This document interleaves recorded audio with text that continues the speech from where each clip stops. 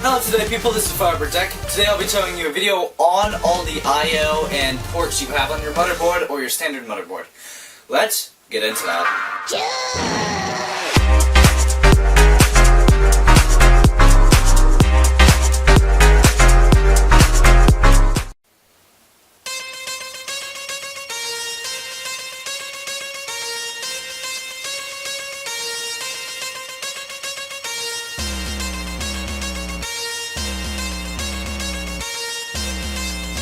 So this is your basic 24-pin connector. It is your power connector for your motherboard. This one right here, and it's very important. If you don't have it plugged in, it won't work. So these are SATA ports. These are actually SATA free.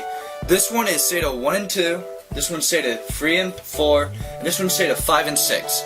So if you're setting them up in RAID or something, that's actually very important to note. But these are what you plug into your hard drive.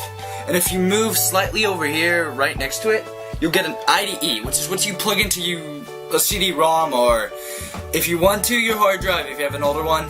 And those are two very important ports. Now a very important port for gamers is this one. It's actually called PCI Express. This one's a 16X and there's two 16X ports, which allows me to use SLI on this board. But it's what you would plug your graphics card, your audio card, and stuff like that into.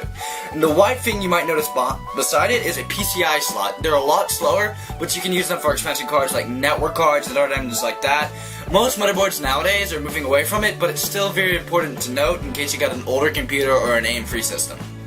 Now these blue things, these ones, are your USB ports. You use them for plugging in your USB front headers in your motherboard, on your case, and other items like that. They're very important for that kind of stuff, and they are very important in case you're adding an expansion part in the back of your computer for USB. This little 4 or 8-pin connector is what you use to power your CPU. It is your CPU's power.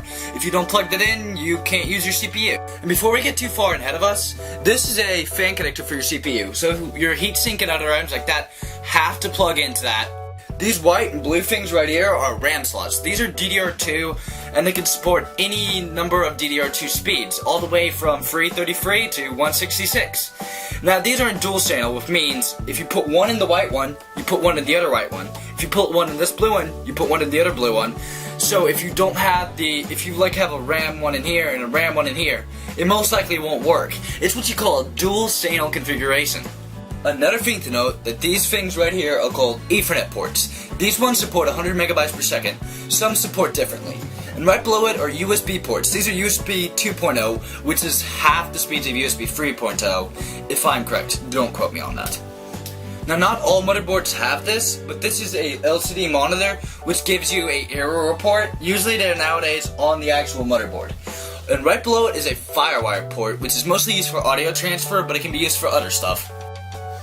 And this blue and green thing, or in the opposite order, are actually what you call PS2. It's for older mouses and keyboards that you would use, or older devices. Nowadays they're pretty obsolete, but it's nice to see it on the motherboard. So that's about the end of this video. If you liked it, please leave a comment down below, like the video, and if you didn't, you know what to do. I will see you in the next one. Firebird out. I'm in love with the cocoa.